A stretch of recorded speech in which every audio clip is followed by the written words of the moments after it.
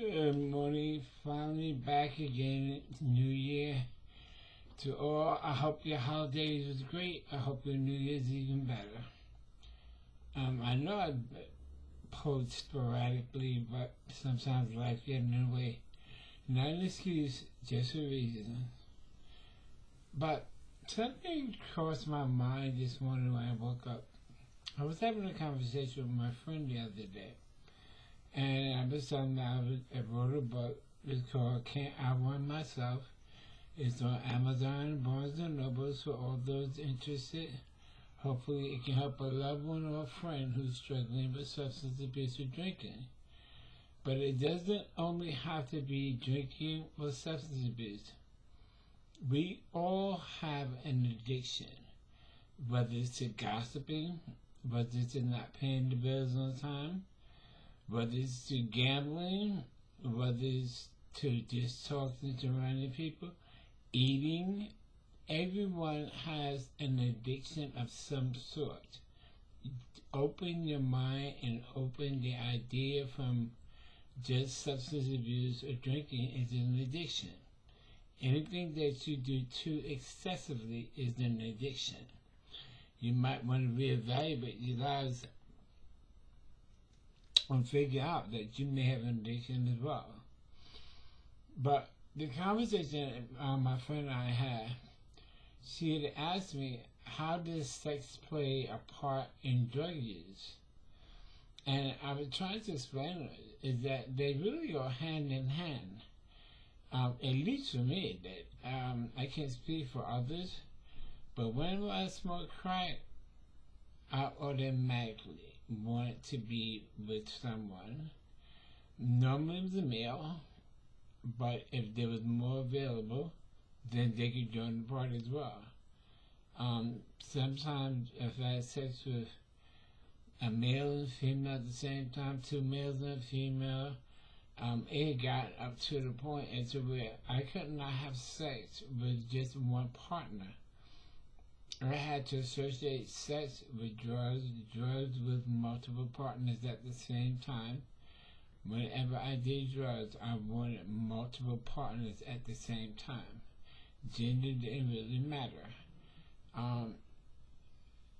Do I classify myself as being gay? I think that terminology is so outdated and overused. Is that whoever you feel like being with at that moment in time, that's who you're with.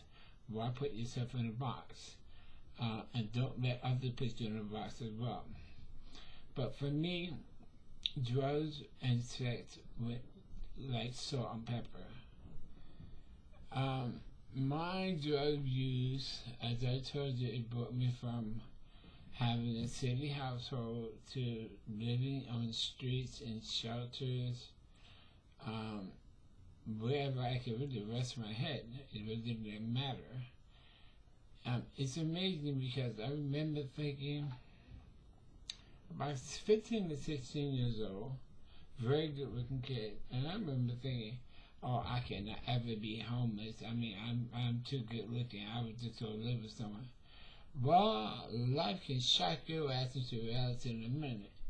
Because no matter how good looking your ass is, you can still wind up homeless if you are on the fast track to using drugs. I went from having dreams to having dreams of success to having dreams of just having a bed to sleep in. How pathetic is that? That's reality. I think is that people have this total misunderstanding or even this blind reality that they put themselves to think that, oh, this can never happen to me. Why are they doing that? They can just get help. They can just slap when they want to. If it was that fucking easy, do you think that you would have still people that's using drugs and drinking? Ask the person that you know in your life how easy it is for them to stop.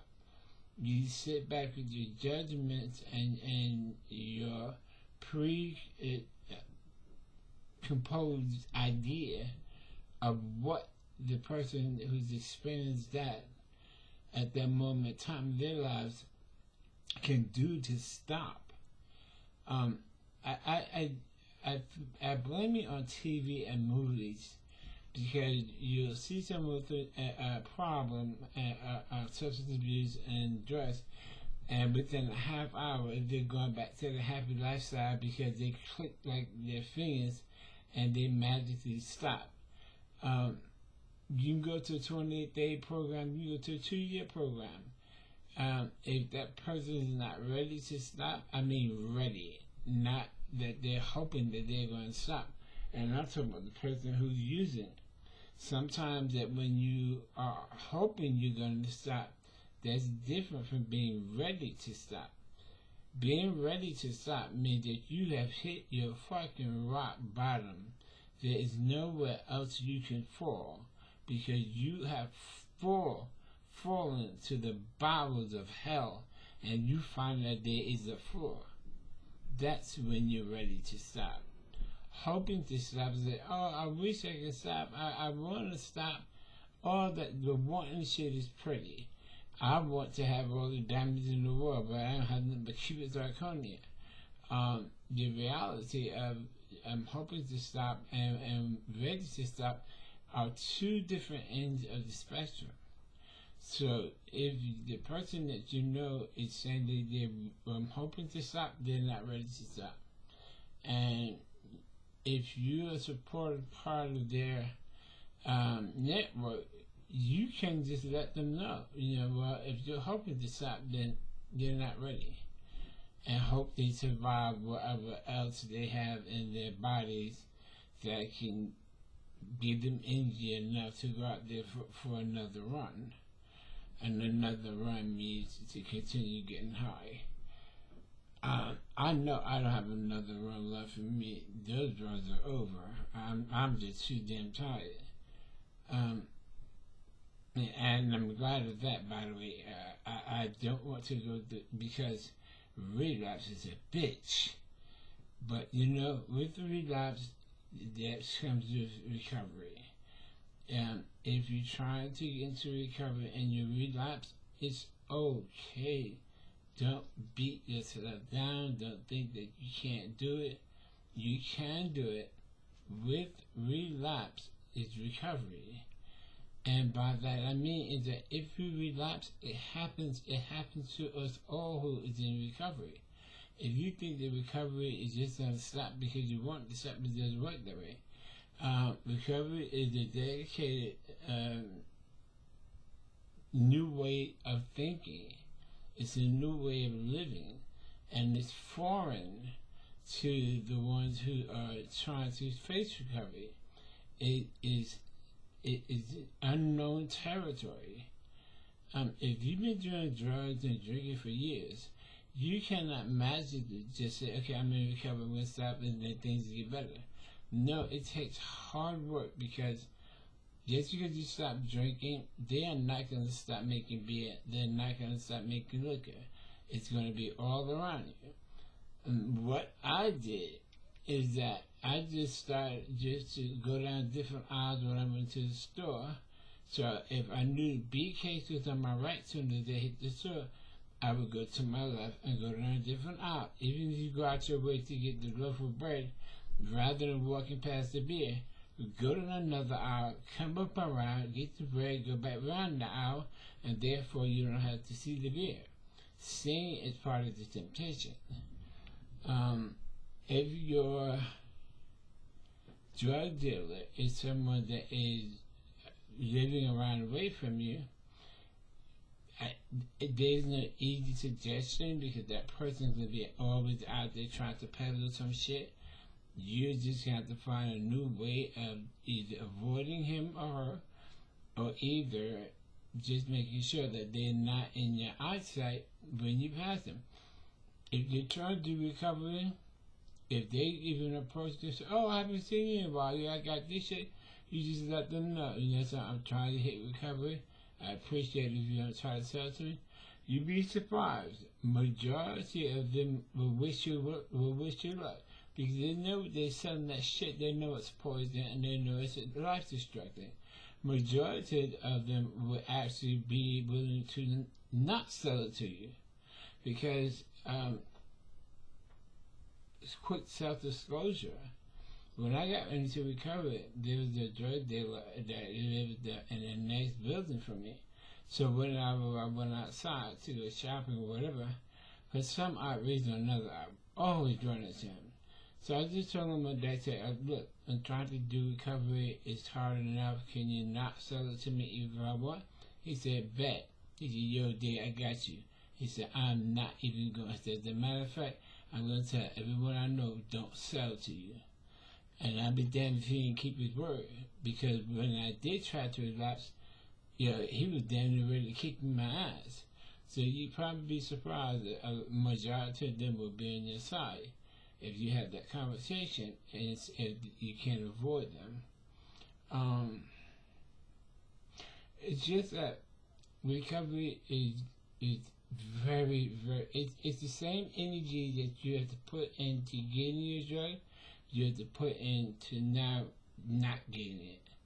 So if you take that same energy and dedication that you spent to put into getting your drug, just try to recondition your thinking and reverse that thought process into not getting that drug. It's going to be hard. I am not going to tell you it's going to be easy. It's going to be hard. And no matter how long I've been clean, and I've been clean for over 20 years, thank God, every day is just like the last day. Every day. So don't think because you have some clean time is that now you're invulnerable. Now, you can walk past and you have all this confidence. No, do not ever get overconfident because that can be a downfall. I still have to watch out for my triggers. I still have to watch out for the signals. I still have to take total what am I looking for? Not self-reflection, but it's like when you have to take total stock, total inventory of what I'm dealing with. If I am getting depressed for no reason, or if I'm getting irritated for no reason, I have to take a second and I have to start identifying that feeling, and I have to start recognizing, okay, where did this come from? How do I apply this? And what is bringing this on? Because your feelings will make you realize. Let me say, you have to take full inventory of your feelings at all times. Because if your feelings all of a sudden that are out of whack, something going on. That could be the beginning of a relapse. I'm not saying it is, but you have to take full inventory. Identify those feelings immediately and ask yourself, why am I feeling this way? What happened to make me feel this way? And it's okay if you can't come up with the reason, but it's there. And it may take a little time to get to you, but I promise you, you will be able to identify that feeling. So, with that being said, until the next time we talk, and if you have any questions, always feel free to put them in the comments, and please subscribe. It will help this channel to grow. I know I'm not up here all the time, but I promise I will give out more and more content because the holidays are over. Thank you. And hopefully I'll be more available to put more content out there. And to anyone that's struggling, anyone has any questions, I don't care what they are, I am not shy. Trust me, I'm the last person being shy. Write anything you want. And it really, really helps me. And my book is called Can't Outrun Myself. It's on Barnes & Nobles and Amazon. It's only ebook. I'm trying to get it converted into audio. I don't know how to do that. If someone knows how to do that, please let me know. I really appreciate it. And talk soon. All right. Peace.